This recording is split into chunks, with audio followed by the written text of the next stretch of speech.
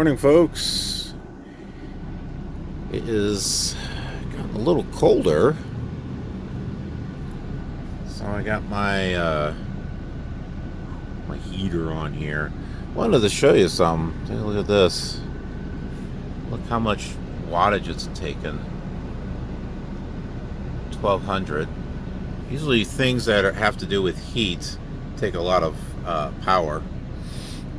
So yeah, no wonder the inverter freaks out when you have that thing plugged in. Nope, that's not the inverter. That is the low pressure air warning signal. I'm currently building air pressure, finishing up my air brake test. But yeah, we're going to get going here. One thing I forgot to mention yesterday was be careful when you're going into the Nogales drop yard / terminal and climbing out. It is not smooth. There is like, I don't know, almost like a crater that you hit. At least it feels like one, but the whole truck just boom. And when trying to climb out of there, the dirt is kind of loose. So you might have some traction problems where your wheels spin and dust kicks up all over. Seems to happen to a lot of drivers. If you have like the traction control and the PDL lock, and I've talked about these before, right? If you have those, go ahead and use those. I don't know if the PDL lock does anything, but I use it. And then you may need to back up a little bit and turn your wheels and try to grab a different part of the dirt so you can get out of there. Because it's a steep incline, so you don't want to lose control and your truck just go. Yeah, that wouldn't be good. So just be aware of that when you're getting ready to leave the Nogales drop yard. I'm an hour late as far as leaving. I didn't account for the time change. I thought I had. I thought I calculated 10 hours based on the current clock, but I don't know. So it was 11 hours, not 10 hours that I had shut down. I didn't mean for that to happen. But at least it's...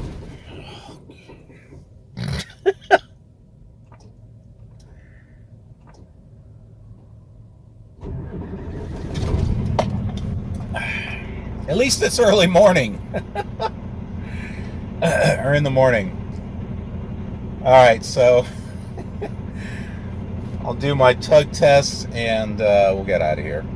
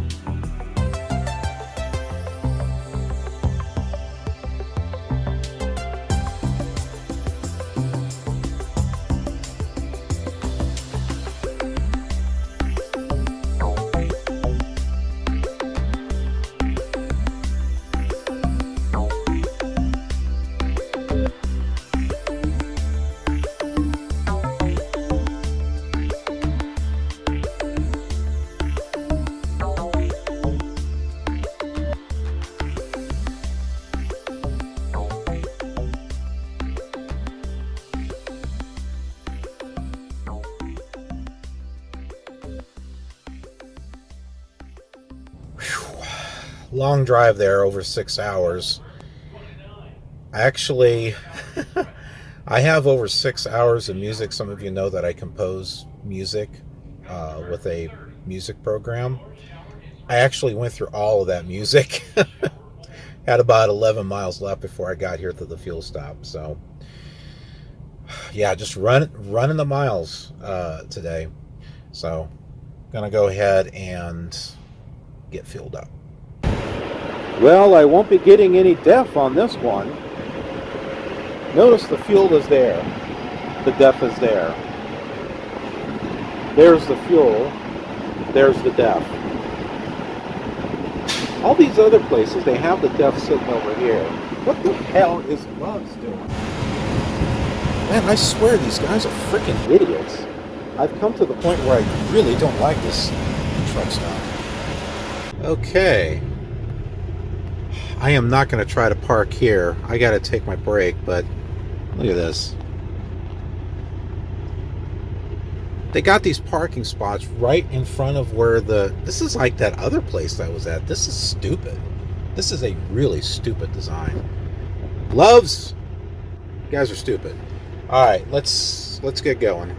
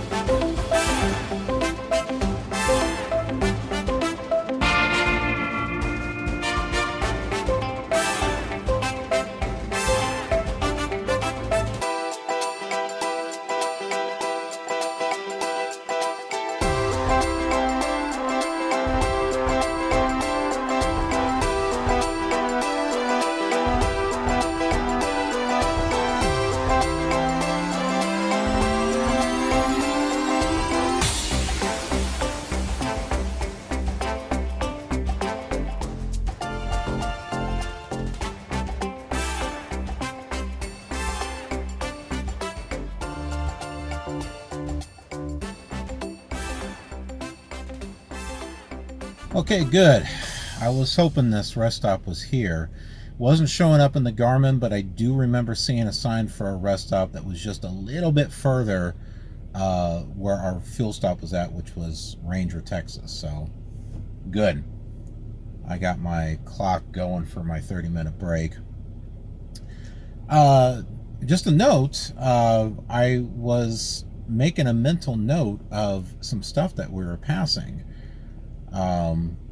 One of the places that where I wanted to shut down last night was the Allsups in Wickett, Texas, and it didn't look like there was very much parking there, so it's probably a good idea that we stopped where we did. It was just a feeling that I had, but I'm gonna save that into my Garmin as a favorite place. I did notice another Allsups later on that had truck parking, so I'm going to put that one in as a favorite place. And then finally, and I've been looking for it, is a truck stop that's got a Steak and Shake either there or next to it, and I found one. It was Midland, Texas, so I'm putting that one in here too. So I'm getting a list of all my favorite little stops and spots and stuff, so that way when I'm out and driving, when I do my trip planning or whatever, I can look and see, oh, what's close? What's going to be along my path? And I'll have that in there. I'm like, ah, yes, that's right. I can go make a stop there, whether it's Taco John's or Steak and Shake. Maybe somewhere around Ohio there might be a White Castle or something, you know. So I'm just making a note of all that. I'm hoping I can find a Jake's. I think it was Jake's that was over on the east side. What was it, like Southern Cooking or something like that? I forget. But I hope I can find one of those, and that it's somewhere near a truck stop. But gonna have my break. I need to eat something. All right, I have myself a salad. Remember how I told you that some people watch their clock, and once the 30 minutes gets there, they're like, oh, time to go. That's me this time. If I have time, I like to, relax, stretch my legs and stuff. In this case, we really don't have the time. It is currently 3:04. Now, I have 4 hours and 38 minutes left on my clock, but things are going to start filling up, like between 5 and 7. I found a rest stop that's 180 miles away. It's roughly about 3 hours. That's going to take it to about 6 o'clock. So, and I'm going to, we'll stop there, see if it's getting close to filled. If it is, that's where we stop. I can also we can also stop there and look and see if we can push it a little further too. We'll use the trucker app and see what's available. But about a couple minutes to go, at least for me, and we'll get going. But for you, we're going to get going right now.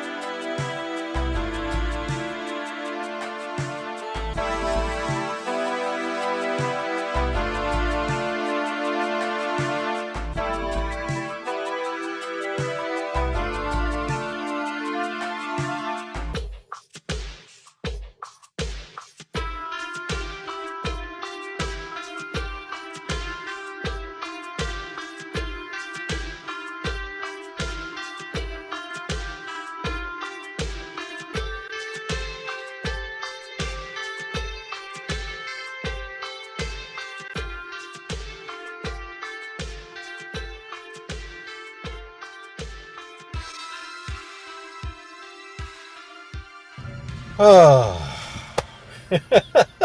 For a moment, I didn't think there were any spots.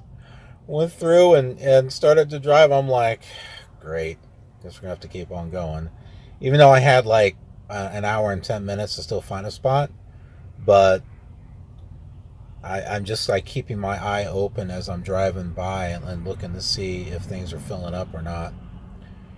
But thankfully, there's parking on the other side before you leave. So that's good. Okay, so trying to figure out the rest of my trip right now. It looks like we got 609 miles to get to our next fuel stop. We drove 585 miles today, and I still had another hour to spare, just over an hour. We should be able to do that 609 miles tomorrow. So, and we'll be able to start early. I'll be able to start, let's see, it's 18:46 right now, 6:46 p.m.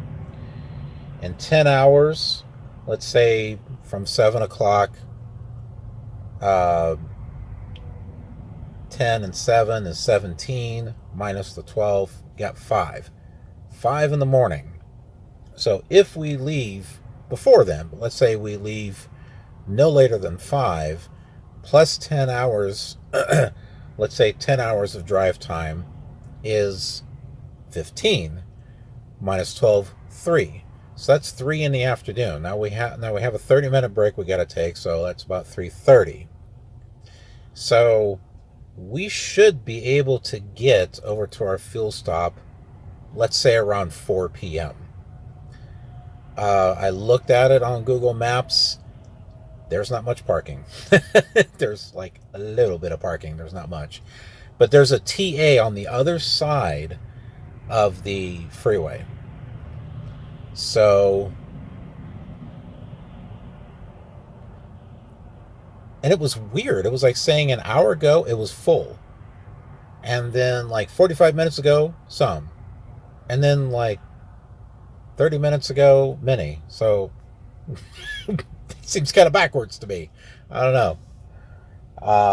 Oh, shoot. We're going to lose an hour. That's right. We're going to lose an hour, I think. Going to Alabama.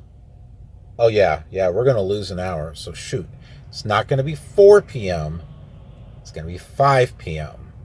by the time we get there. That's right. Got to account for that stuff. So, yeah. No later than 5, it looks like that we'll be there. And on the east, yeah, that starts pushing it. But I did look at, like I said, the pilot was definitely full. According to Trucker Path, it was full. The TA said it had many. I don't know. But right now it would be 7:47. And where is it? It's Lincoln, Alabama. That's where our fuel stop is at. So if there are supposedly spots there at this time, then at 5 p.m. there should be spots. And I'm thinking of maybe going to the TA first. Go there, see if there's a spot. If so, go ahead, back in, call it a night. If there's not, then we'll just head over to the pilot. I know there's not going to be anything there, but we can get our fuel. And then we can spend about another hour trying to find a place. So we can worry about that tomorrow. But I'm shut down, so I've got 10 hours before we got to get moving again. And we're going to be moving early. So we will be able to get this there on time. I won't make it to the Atlanta terminal. But let's see, if we shut down tomorrow at 5, plus 10 hours will make that 15, make that 3 in the morning that we can get going. So between 3 and 8 is 5 hours. That's 5 hours that we can get driving done. We're not going to need that 5 hours, I can tell you that. Maybe 2.5 or so. But yeah, we'll be able to make it. I would have preferred to have gotten to the terminal, but I guess it is what it is. So we'll be fine. We won't have to do a split sleeper berth or anything. That was going to be my last resort, is do a split sleeper berth, so that way we've got the time that we need to head on out there and get the thing delivered. Because and I'm running on recap hours. Did I mention that? I don't remember if I mentioned that. Yeah.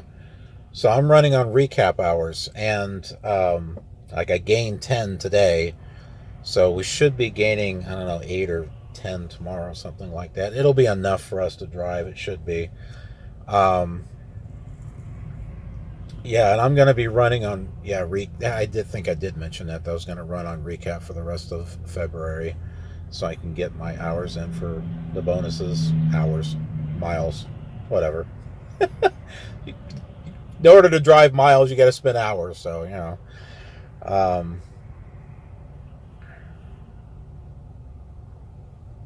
But, yeah, I guess that's it. So, I will see you tomorrow morning. Well, good morning. Got another long day of driving that we got to do. As far as my clock is concerned, it's 10 hours and 17 minutes of off time, so that's a lot better than what I did yesterday. Thankfully, my phone had actually updated the time. I was about ready to do it manually, but it did it on its own, so don't have to worry about that. Although we are going to be losing another hour today. But yeah, got the truck running right now, getting it warm. Didn't run it, while I was asleep. I noticed that a lot of truckers will run their truck, but you're using up gas by doing that. And I can stay pretty warm inside my bed and stuff, even with a blanket. It's just getting up, it gets kind of cold. But I have that ceramic heater, as you know, the one where if you tip it, it turns off. And now with my generator, I can plug it into that and just have that going while the heater in the truck is going and warming things up. Works out great. Although it takes a lot of juice out of this thing. When I woke up, it was like 73%. By the time I unhooked the heater, it was down to 49%. So it takes some power on that. And when you consider the fact that I had that plugged into the inverter, and it's like beep, beep, beep, beep, beep, you can hear the fan like turn on, turn off, turn on, turn off. Yeah. It's no wonder that it was doing that. But anyway, got to do the pre-trip, and we got to get rolling.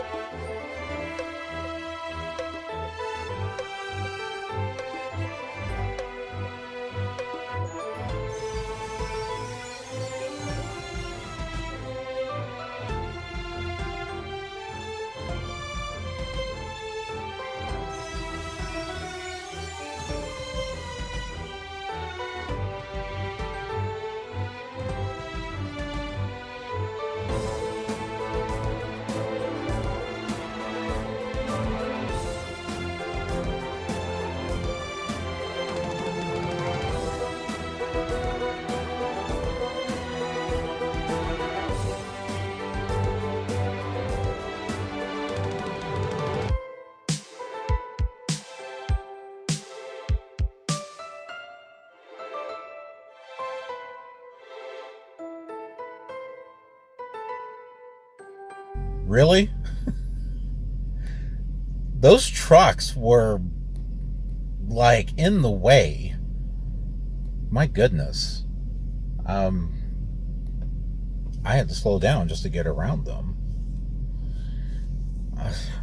You know, they could have, like, when things started opening up, they could have used just personal conveyance just to move their truck, is what they could have done.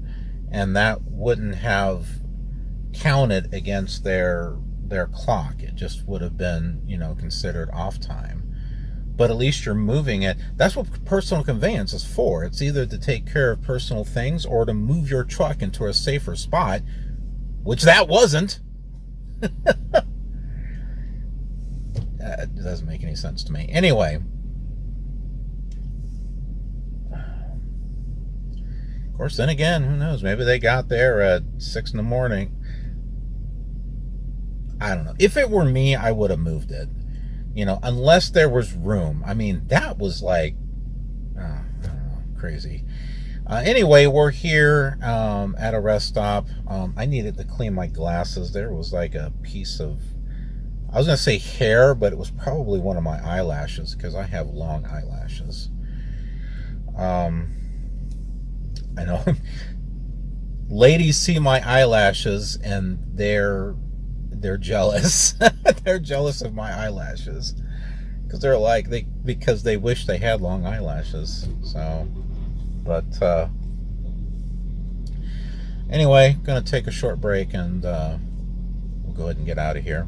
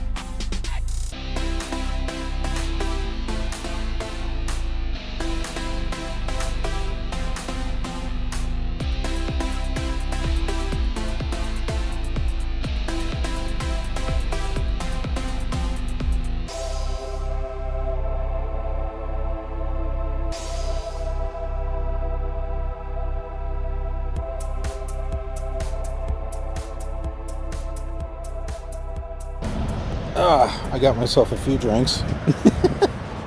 I hadn't had one of these in a while. Big Red. They have a blue one too. I haven't seen that. And then I also got, because color, you know, red's my favorite color, in case you didn't know. Cherry 7-Up. I'd love to have a red truck. But I have to be like an owner-operator or a lease operator to get that. Do you like this dramatic camera angle? I'm looking down at you.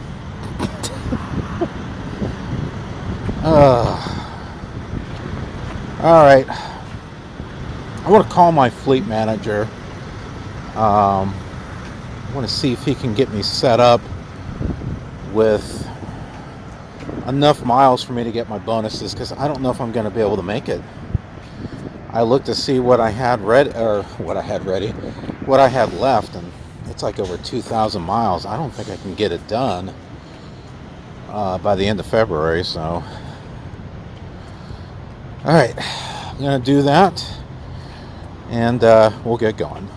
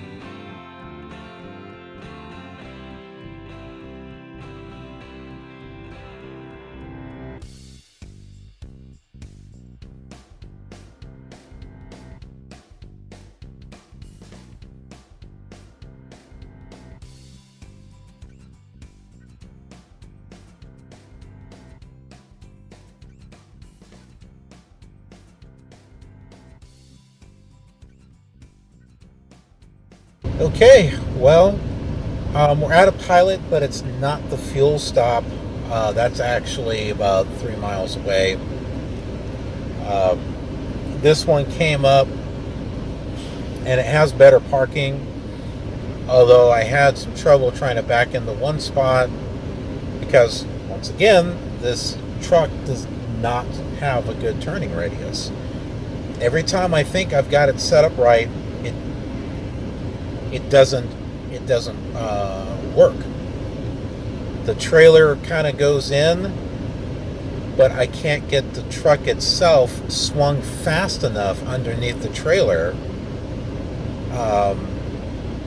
because the trailer just bends and just starts moving over. Whereas I've seen other people, they've got the trailer straight, and then they can whip that truck right underneath it and back up. And this does not do that.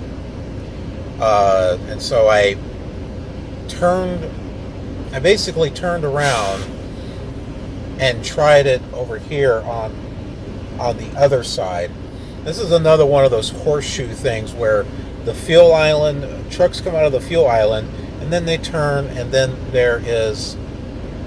you got traffic coming from both sides. It's another stupid design. But there was room for me to go and turn around and stuff.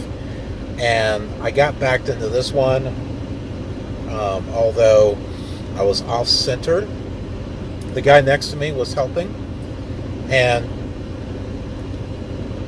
I was pulling up, trying to get straight and everything, and I was finally pulling in, and he's telling me, keep coming back, and I told him, hang on a second, because the truck was still at an angle, and the trailer was in the spot, but because I couldn't get the truck to swing underneath the trailer was beginning to, turn, and I knew that if I kept going, the trailer was going to be off.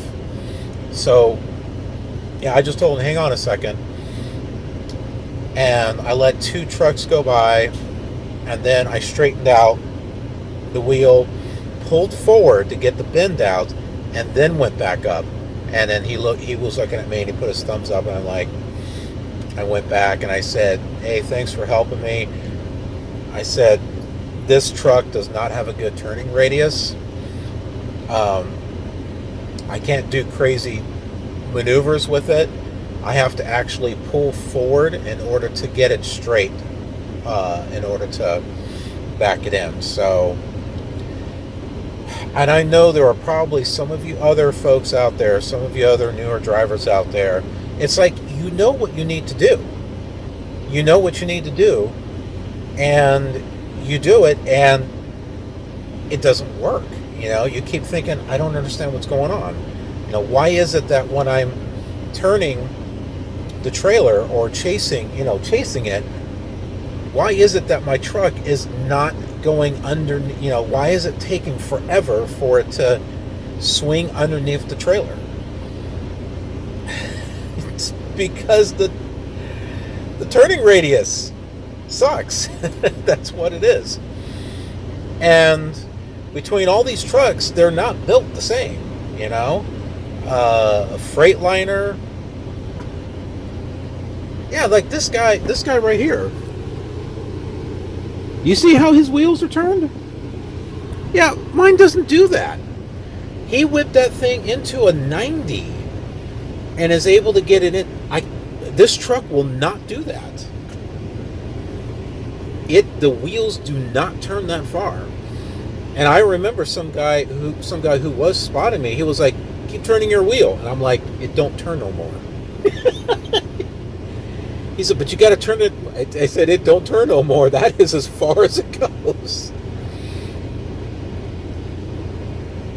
So when it comes to tight spots, I can get the trailer in a tight spot, but I have got to have room up front. I have to have that room so that way I can pull forward and pull the bend out of the trailer. If I don't have that room in front of me, I can't do it. It cannot be done with this truck. And yeah, some of it was due to lack of experience, but it's also the truck, and once I came to the realization that it's not so much me, it's the truck, I started realizing, okay, yeah, I still need to work on parking and stuff, but I'm also very aware of what I need in order to get backed up into a spot. I've got to have space in front of me to be able to pull the bend out and be able to back it in. If I don't have that space, it's not going to work. Now, if there is an open space to the left or to the right, then at least I can get backed into that and be able to wiggle myself so I can get it straight, and then I can offset it and wiggle it over to where it needs to be. So yeah, in order to get into a tight area, if there's not enough room in front of me, then there has to be room off to the side, because I need to make use of that room to the side in order to straighten out the truck and then move it over. So, does any of this make sense? I know some are saying, out there, oh no, you just don't know how to do it. No, the thing is I do. I do know what needs to be done. The frustrating part is the truck does not want to respond. It does not want to do what I want it to do. It doesn't do it fast enough. And when we were training, guess what? We were training in a Freightliner. When I was in LCQT twice, guess what? It was a Freightliner. Huh. And from what I understand, Freightliners have a better turning radius. Or just those trucks did. I don't know. But, yeah, it can get really frustrating. And I don't know how Kenworths are, or Peterbilt's, Max. They probably are pretty good. What was the other one? Kenworth. No, I said Kenworth. Volvo. Yeah, Volvo. So, yeah, I don't know what the turning radius is on that. But it's frustrating.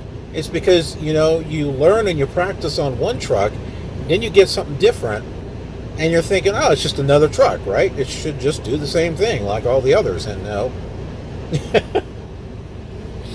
But then again, maybe all those trucks work the same way, except International. Maybe International is the only one that doesn't work the same way. Yeah, like I said, it's like a level 1 starter truck in American Truck Simulator before you make upgrades. So yeah, as you start leveling up, you can make an upgrade to the steering column or something, and then you got a much wider turning angle. You could turn your tires a lot more. Yeah, it's... I've even looked at my tires when I turn them all the way. Like the truck that I saw out there, it was like this, right? It was at a 45, almost either like kind of like a 45 or something like that. Mine's not like that. It's more like this. So the other trucks are like this. Mine's like this. That's about as far as it turns. So you can see how it just doesn't turn the same way. And as a new driver, you got to know what your limitations are in regards to what you can do, but you got to know your truck too. You got to know what your truck is capable of doing and what it can't do. For example, my truck can't fly. I know that, right? As much as I would like it to fly like a plane, it don't. Likewise, it doesn't have a good turning radius. So as far as getting in and out of tight spots, if I don't have the room to the side and I don't have or I don't have room in front, ain't no trailer gonna be getting in there safely. It's gonna get frustrating, and people are gonna try to spot you, and they're gonna wonder why it's not working, and then they'll just blame you. You just don't know how to drive. No, it's the truck. Want me to do it for you? Welcome to trucking. Anyways, and of course, I know the things that I can do with it, right? So I know how to do the mountain driving. I know how to do the winter driving with it. I'm confident because I've done it, and I know what I need to do with this particular truck in order to get it to work correctly. So, like I said, I know what needs to be done in order to accomplish things with this truck, but at the same time, I know what it can't do. For example, another example, switching to manual, right? I think other trucks, you can just switch to manual in any gear. Like you could be in 10th gear, 12th gear, and you can switch to manual, downshift if you need to. This truck won't do that. I have to use the engine brake and service brake to get the speed down. And where the automatic transmission shifts it, when it shifts it down to 7th gear, then it lets me switch to manual. But it won't let me do it on 8, 9, and 10. I have to slow the vehicle down so that way it shifts itself down to 7, and then I can do manual control. And how did I find that out? It was trial and error. So, yeah. So I went through a lot of frustrating, things in regards to the truck, but I wouldn't want another truck because I know this one. I know this one inside and out. I know what it can do. I know what it can't do. So I hope to have this truck for a while. And as far as the tight spaces, well, I don't know. I know I'm not going to have this truck forever. So, but I might as well enjoy the truck while I have it. You know what I mean? Know what I mean, Vern?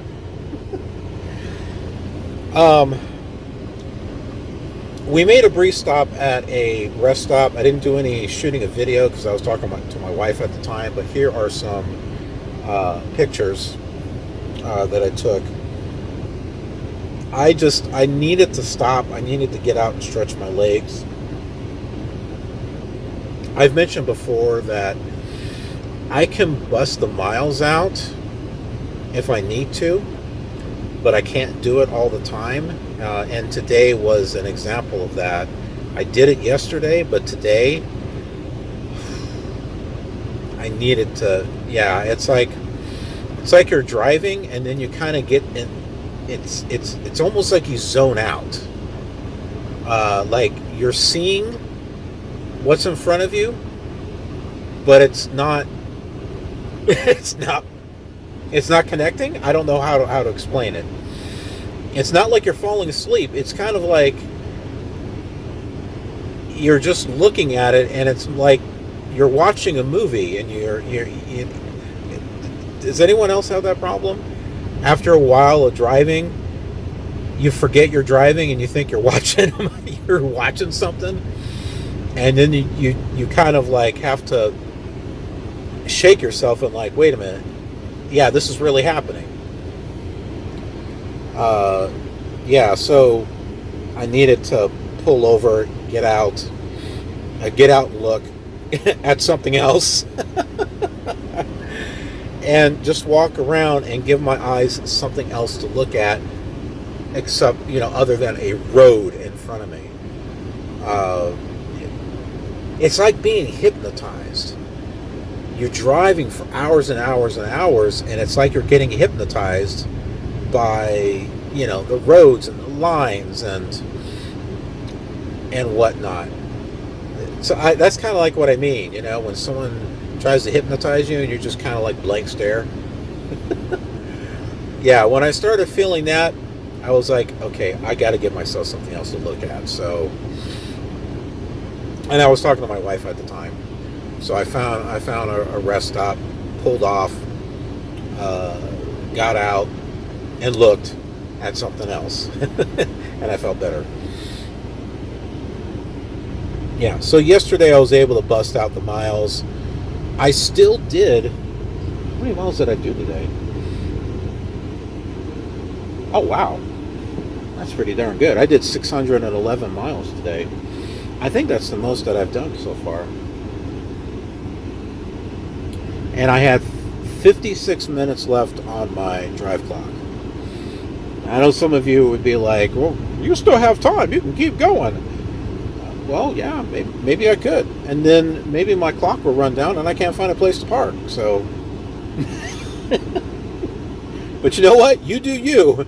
You want to drive out your 56 minutes and park on the side of the road?